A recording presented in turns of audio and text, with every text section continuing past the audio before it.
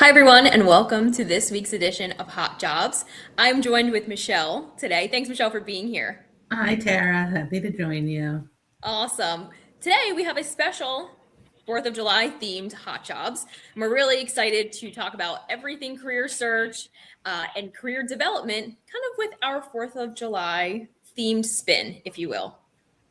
I love that. People think it's a holiday and they check out, but this is Yeah, going to be really fun and show people how you can bring the holiday into your job search. that's right. That's right. So we have some fun things planned for you guys. But before we get started, first, if you are watching us today and you are a job seeker, go ahead and drop a comment on where you're located and what type of role you would be looking for. We certainly love connecting folks with the right opportunity, and many recruiters watch this broadcast. So you never know who you're going to meet in the comments. So go ahead and drop a comment on what type of role you're looking for and where you are looking to do it. Remember, I want you to be as specific as possible. And Michelle and I are going to be answering some questions at the end. We're going to do a little rapid fire, 4th of July fireworks style. So if you have a comment or a question that you would like us to rapidly answer, okay, so these have to be quick, you can go ahead and drop that in the comments as well. And before we get to the good stuff, I want to make sure we take a second to thank all of our sponsors today. I know maybe some people scroll through that really cool intro video with our cool theme music, but we have a number of sponsors who really make this possible. So today I just wanted to highlight Customer.io. They are a data automation company who help business solve their customer issues or problems by using data and how people interact with your platform. Also, a quick shout out, they are a SkillBridge partner, and we currently have a SkillBridge intern at Customer.io, and we couldn't be more happy to find a great match for both parties. So thank you to Customer.io. And if you're a small business or any size business and you're interested in being a sponsor, you can contact me directly on LinkedIn. So we got the housekeeping stuff out of the way. We are going to move on to some of our topics for the week. So Michelle and I were thinking about 4th of July themed career search advice. And the one that we kind of really enjoy talking about is the interview prep you are not doing, is talking to people at a barbecue. So, Michelle, I don't know about you, but sometimes I feel like small talk is dead. I agree. And I think, people think about interviewing as just answering questions, but Yes. it's not. It's about talking to people, it's about engaging, it's about connecting. And I think everyone spends so much time like this on their phones, we forget Yes. how to small talk. Yes. You don't think about it. So I think holiday barbecues and getting prepped for those barbecues are such a good way to do it. Like, what is one Agree. of your favorite things, Tara? Yeah. So one of the things I like to ask people at a barbecue, and let's just say that I might not know this person, I like to ask them what they are currently excited about. So I'm not even talking about anything in a job landscape. I'm not asking what they do Yeah. for a living. I'm not asking about their job, their title. I'm asking them what is currently exciting them or what are they looking forward to. Especially this time of year, it might be a trip with family. It might be the barbecue that we're at, right? Might be a long weekend, some time off, seeing Toy Story 5 with their kids. So these are things that get the person talking. And one of the reasons, guys, we're saying that this is interview prep, right? It gets you thinking about thoughtful questions, engaging with someone else. You're practicing maybe your eye contact, your body language, which is really important. And more importantly, you are practicing listening and talking maybe about yourself, but also maybe a topic you don't know a lot about and you're learning from someone. Right. And I think you hit the nail on the head. It's listening, right? People go and you go to an interview and you've practiced and practiced. And so you're half listening to what it is. And if the Yeah. question kind of aligns with something you prepared to, you're just, fireworking, let's say, Good. the information out. Totally. But you have to listen because that's where that connection happens. And that's where small talk really comes into play. Yeah. I love to tell people that I'm working with, you can be, it's uncomfortable to start conversations for a lot of people. One of my children has been in musical theater since before she could talk, basically. Yeah. And it's her thing. So she's great at just starting conversations with people. Yes. And one of the things that I tell people is like, talk to someone at the grocery store. It's so unassuming. There's Yes. no risk factor. Look for somebody who's, maybe like a grandma or grandpa type person. they'll talk to you. They're going to be nice to you. So you don't have to worry about anything. Or, if there's somebody in produce, stocking produce, I always talk to the produce people. You'll be surprised how great produce they'll find for you that hasn't been put out yet. And I love that. It's an easy conversation and you're getting something out of it. And a lot of times they'll ask you, like, what are you trying to make, and make suggestions. So it really gets you thinking and talking and learning how to think on the fly, which is really important when you're interviewing.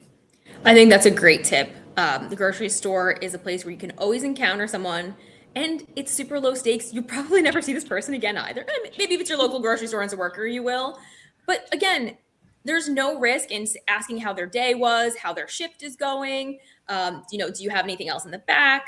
Again, really low stakes. It gets you engaging with people. And guess what, guys? The more you do it, the less uncomfortable it will be. It'll become like second nature. Yeah. So I think that is something that you can bring into this weekend, especially as you might meet some folks that maybe you're not as familiar with. So you can kind of practice on some easy, low stakes strangers. So that is our goal, or our request to all of you listening today, is during this weekend when you encounter someone you don't know, engage in a little small talk. It can be as easy as, how's your weekend going? Man, it's hot out here. Anything like that. Low stakes.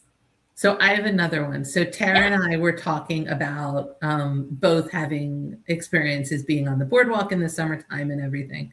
So go to your favorite lemonade stand on the boardwalk, or your favorite like twirly ice cream place. Yes. And ask Coors them. Brothers. Yes, Coors Brothers. Yes.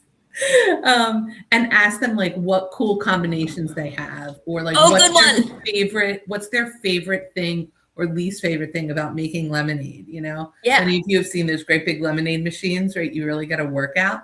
But it's like funny conversations like that you may feel uncomfortable starting a conversation, but put yourself out of your comfort zone. And it's such an easy place to do it. Everyone's in a good mood. You're on the beach. It's July 4th weekend. Go for it. Totally. And you might discover that the employee might be like dying to have a different interaction with someone else. Yeah. So you can really make their day too, but just by taking a little bit more interest in what that person is doing. And you can bring that same idea, that same energy to a job interview, or when you're meeting someone that you're wanting to connect with. So these are really transferable skills. I think that's another great one, Michelle. Absolutely. And just remember what that feeling feels like and take it with you moving forward. Absolutely. So that is our request to all of you. You're going to engage in a little bit of small talk this weekend. As we get to send us messages on LinkedIn and tell us what you did. We want to hear the follow-up. We want to hear the follow-up. That's great, Michelle. Yes. And we will do the same. Okay. Yeah. So we will follow through with our own mission. I plan to swing by our local farmers market this weekend. And I was saying, sometimes what I do is I just ask people about their product because I'm interested in how they're going to sell it to me or what they can tell me about it. I'm also a sucker for, if no one is at their table, that I go up with no intent maybe to purchase, but just to interact and talk to the person and see, what their angle is, maybe a little bit about their business, because it might be helping them to practice for future customers. And who knows, maybe I will buy something. But that's another great place that you can practice. I love that. And maybe a little bit more of a business angle, right? Like I'm not saying sell me on your product, but hey, can I ask you about this product? And, how do you make it? Are you guys local? Is this, have you been coming to this farmer's market a long time? I love to ask business owners about their product. They're usually really passionate too. Yeah. So all of you look for our posts on Monday. Tara. Yes, look for our posts on Monday. That's exactly it. And as we kind of head into this holiday time, I know with a Saturday holiday, a lot of people are going to be kind of signing off a little early, maybe have Friday off, maybe Thursday. And I want people to think about their time off and holidays and set up some realistic boundaries. So we all need time off, time to disconnect in order to bring our best selves to work. That means that you have to step away from work. And sometimes that's easier said than done, especially in certain industries. And if you own your own business, you know that very, very seldom can you really take a full weekend off. However, be realistic. If you're not going to be totally present on Friday afternoon, then it might be worth it to just block your calendar and have some catch up time for yourself. If you can't totally step away from work. But if you can at least get a few hours this weekend with family, friends, or maybe just some quiet time for yourself, disconnect a little bit. So this way, kind of in the training world, we say easy days easy, hard days hard, because you don't want to make everything a medium. When everything's a medium, there's not so much intention around doing a really hard training session. So I kind of see it same way here. When you're on, be on, put your distractions away as best you can. And when you're off, have time to disconnect and enjoy hobbies, friends, family. What do you think, Michelle? I think that's a really great point, Taryn. It's definitely something I follow. Like, I know that Mondays are always a hard day. We have lots of company meetings. There's always lots of, emails that come in and things like that. So I know that Monday is always a hard day. And one of the things that I found that really makes it easier to take that time off or disconnect is, at the end of the week or before I'm taking PTO or before it's a holiday weekend, I try to come up with some kind of ritual that works that I do at the end of the day when I'm walking away for an extended period of time. So it changes my mindset and it lets me leave things behind. And I think that's something people forget to do. A mentor of mine had suggested it to me years ago, involving like, how do you like mark deployments and things like that.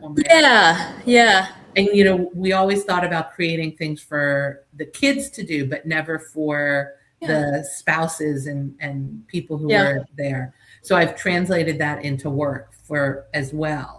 And it doesn't have to be anything big. It can be, maybe that's the way you like pile up all your papers or things at the end of the day, or, for me, it's like rearranging things on my desk and in a very methodical manner. So I can say, okay, like this is here, this pile is here, and this pile is here. And it really works. I have a picture on my wall that's a beach picture that when I am like out of work, really out of work for a long weekend or something, I take it down because I know that I'm going to be there rather than having to look at it. And it sounds silly, but it's like a trigger in my brain that says, okay, like we're walking away, we're going to the real thing. Yeah. I think that's really cool. So much of our routines need to include our mindset. So what you're saying is you start to shift your mindset with that physical presence, right? Of not coming to work or being off or taking time off. I think that's really a great tip. I heard a similar thing, and I think it ties in here about like remote work, as we both work remotely, can be really challenging of like, when does my day start and when does my day end? And I struggled with this for a few months when I started working remotely, until I found a trigger that starts my day. And a lot of times, like, that's my coffee being made. Whereas like, okay, coffee's being made. This is like when I start to ramp up my day. So I think that's really smart. I love the idea of having something, whether that's, sometimes I'll block my afternoon if I'm going to be out the next day to send all my follow-up emails, or for emergency of like, there is something that has to get off my desk before I leave, and I already have the time blocked. So I love having that before PTO or before a holiday, because I think that really sets you up for success upon your return. I agree. And I think, in the training and career development world that we live in, sometimes there are things that happen that your clients need immediate attention to. Yeah. And so I let the people that I'm working with know if I'm really not going to be accessible over a weekend. Beforehand. Like, I'll be like, this is like, you can send me a message, but I am really like, do not really contact this weekend. Like, really I have no ability to support you. And there are times like this past weekend, I had somebody that I'm working with who really, really needed something taken care of because it had to be submitted Monday morning. And, he reached out and said, I need help. And I was like, okay, I didn't have a lot. I knew that I could, manage this. But it is setting those boundaries and those guidelines for yourself that are really important. And knowing how to step away when we work remotely. The other day I was working on something and all of a sudden I was like, oh my gosh, it's like 6 o'clock already because I was just like in the zone. Yeah. No, I totally get that. I think, you mentioned something interesting too. Those boundaries also extend to our coworkers of when I'm Yes. available and when I'm not available. And being proactive and saying like, hey, I really won't have the ability to respond to messages over this period of time. So I think that's great. I hope that all of you out there listening implement some type of boundary to protect your holiday time. And especially, again, even if it's just a couple of hours, I feel like that can be really refreshing. Yeah. So before we get to some jobs, we do have some comments. So I'm going to pull up some comments from Awesome. our audience members. Let's see what we have. Okay, thank you, Kenneth. Oh, entry level, field, remote, or local. Okay, let's see. HR, data analyst, cybersecurity, a lot of stuff there. Residing in St. Louis, open to relocation for the right company, looking for an operations and or leadership role. Okay. Cybersecurity. Hello. Hi, Delaware First Aider. Let's see what else we have. Awesome. So anyone watching, again, if you want to ask us a question or state what type of role you are looking for and where you are looking to do it, we will try to get to those at the end during our firecracker set. Rapid fire is what we're calling it this week. So of course, this is Hot Job. So we are going to talk about some employment opportunities. And I'm excited to turn this over. I always talk about the job. So I'm going to turn it over to Michelle to talk about our TSR program. Go ahead, Michelle. Yeah. So our TSR program is just a really amazing opportunity for cyber connected service members who are transitioning out of active duty and are interested in continuing their service in the Guard or reserves. The TSR program gives you one-on-one career counseling and transition support throughout your entire process. So think of it like on tap on steroids, but individualized to you. We have great success with the service members who've been participants with us. They get lots of exposure. Any of you who follow our higher military, you've seen some of our participant highlights, and we're talking about TSR all the time. It's just a really great, very unique, specialized program. And you'd get to work with me directly, and then Joaquin, my program manager partner, directly. And we're kind of like yin and yang, so it works really well. Yeah.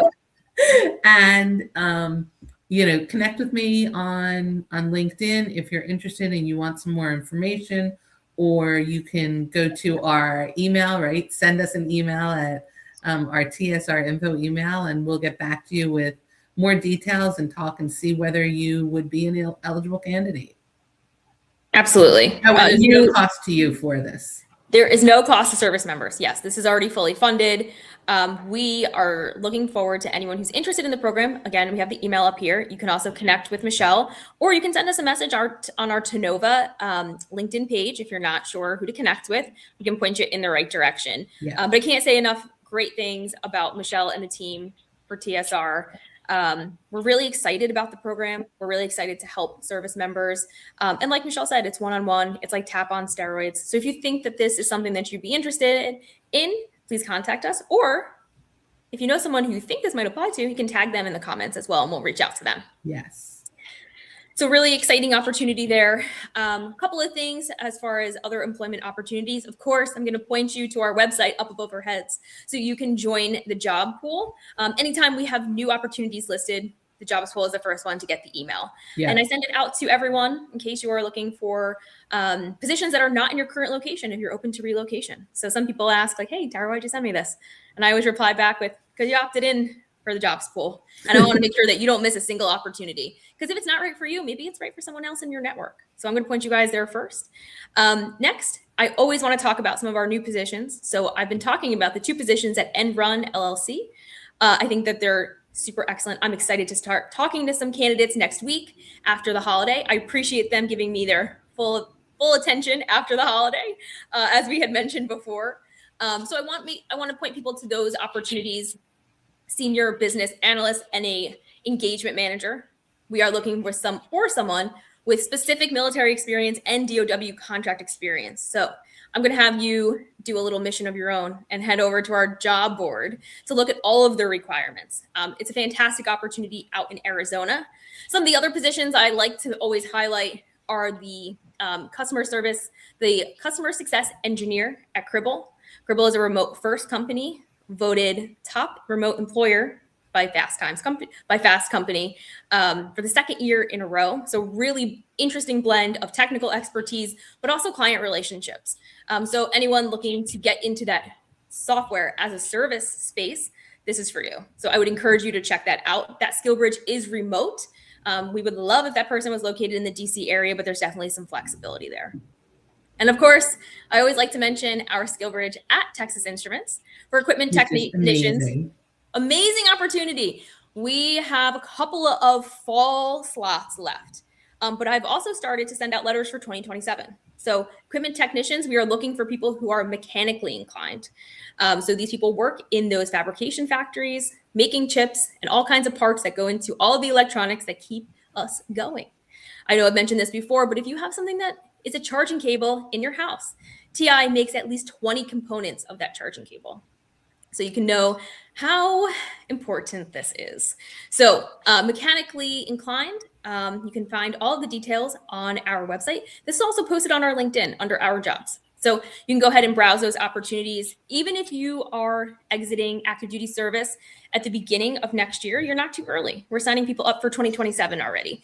So those locations are Dallas, Texas, Lehi, Utah, and we just added Portland, Maine. So Portland, Maine on the map. So for all of those details, you can visit hiremilitary.us and go to our job board to see if you qualify. Let's see, a couple of other opportunities people are looking for. I want to make sure I highlight everyone. Thank you. Awesome. And now we have made it to our firecracker round. Here we go. We are going to do some rapid fire, firework, 4th of July style questions. All right, Michelle, I have a couple for you. If you don't mind, if you'll indulge me with our 4th of July themed hot jobs. Okay, first one. Do you think that there is a best day of the week to apply for a job? Yes, I do. I think you never apply for Mondays because people are overwhelmed on Mondays. Okay. I love either late Monday afternoon, so it'll be first thing in the mailbox Tuesday morning, or Tuesday morning. I also am a strong believer in Thursday mornings. Ooh, I think okay. Wednesday is like a weird day, middle of the week. People are already playing catch up and trying to plan for the weekend. Okay. I think Wednesday is a bad time to apply. I also think if you apply Sunday night, like late Sunday night, if you're one of those people, you might get some traction on a Monday morning. There's no scientific evidence to this. It's just kind of what I've seen in my career. Yeah, our opinions. Yeah. Rapid fire. Okay, cool. I love that. Do you think your job title on LinkedIn should match your actual title or your target title? I think your headline on LinkedIn should match your target. Okay. But I think, people use really weird titles in jobs, right? So I think that it's okay in your experience section to create your title so it tells really what you did or who you are. Okay. Excellent. All right, I'm gonna go with a couple of 4th of July themed ones. Firework or drone show? Drone show. I'm a military spouse. I have dogs and a husband. Yeah. Drone show it is. Combat. Drone show. Beach or mountains? Beach, always. Sweet tea or lemonade? Tea. I am a tea girl.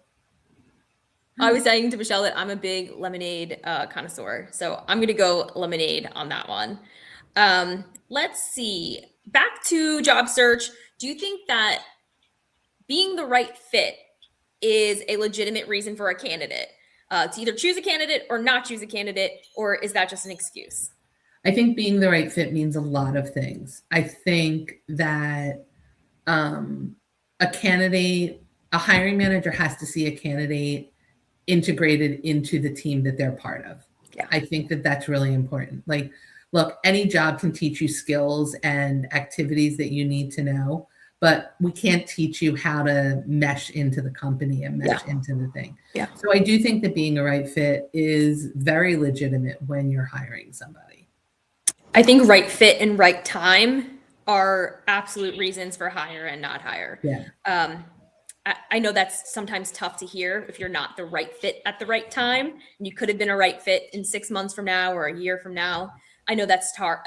But Right. I definitely hear you, Michelle, when you're saying it's not something that can be taught to integrate into a team, Right. especially a team that's already functioning at a certain level. Right. So I absolutely agree.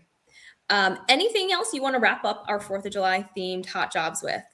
All right. I've got a couple rapid fires for you real quick. Okay. Watermelon or ice cream? Watermelon all day. Watermelon.